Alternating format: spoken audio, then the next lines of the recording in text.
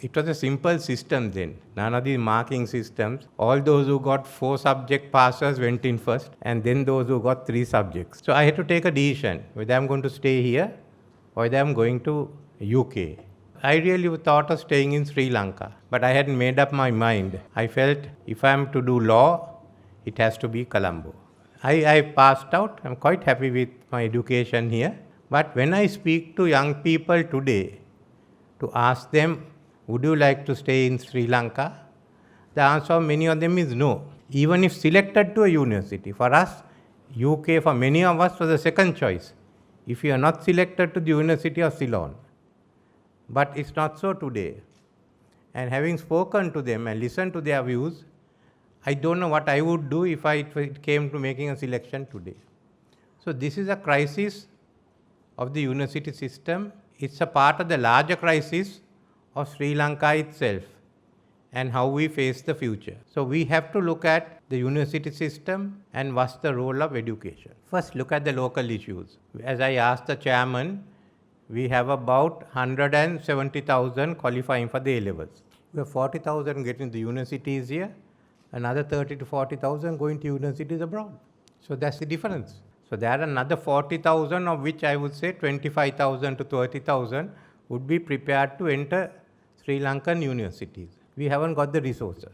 Secondly, the government makes money available to fund the students getting higher education. But then we find there's another group of students equal to the number in the universities who are going outside and paying money. So is this the best way we have? We have to preserve one right, which is in the Universal Declaration of Human Rights, universal access to education. Look at the best system available for the maximum number to get their education. Standards. Where are we now? When I went to the university, our universities were high up in the list of Asian universities. How does the state universities function with disruptions, with vice-chancellors getting assaulted? That cannot happen, I think, at some stage, and we have to face these issues and resolve it. There's no other way to do it. So these are serious issues that we have to think of. If we don't tackle these issues, you are going to face serious problems of the university education. What is a university? How do you educate? You have the social media, you have the online, you have AI, you have ChatGPT, which people use for exams and some for their postgraduate research. So can these brick and mortar institutes suffice? Or are we to use the technology? If you look at the population of this South Asia in 2050, India will have about another 3 to 400 million, maybe going up to 1.7 billion. And the poverty level will decrease and better income numbers will increase. This will happen in Bangladesh, Pakistan, and in Myanmar, and in the East African nations. Now, all of them can't be building universities. India will have nothing else to do if they are going to provide education for all that. So either they'll use the other techniques, so we have to be sure of that. But if we have sufficient number of universities, we can cater to some of them from those areas. Now, they are catering to our needs, but there may come a time when we have to cater to their needs. So these issues we have to think of, because the structure of the universities will no longer be the same. There's a big debate originally about the first university in Ceylon, whether it was to be residential or not.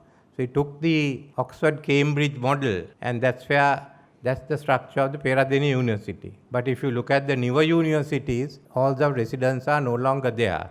Now the question is not whether there are going to be halls of residence, whether there will be halls for lectures. We have to think of these, address these issues and find solutions, because we have appointed a cabinet committee on education, which are going into all the issues. So I thought I'll mention to you all what are the questions that we will be posing to you.